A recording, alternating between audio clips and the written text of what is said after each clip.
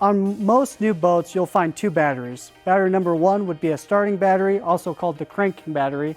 Battery number 2 is a deep cycle battery.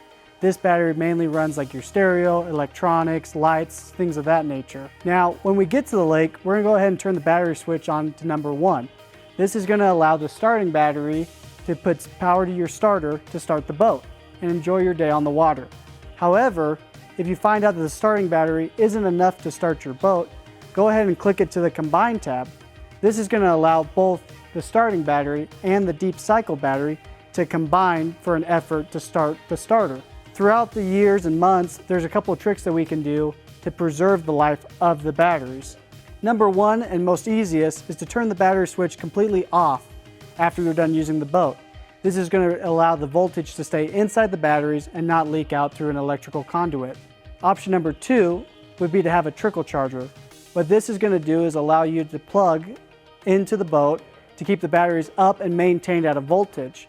Battery voltage should be anywhere between 11.5 to 12 when the boat's not running, and anywhere from 13.2 to 14 volts when the boat is running.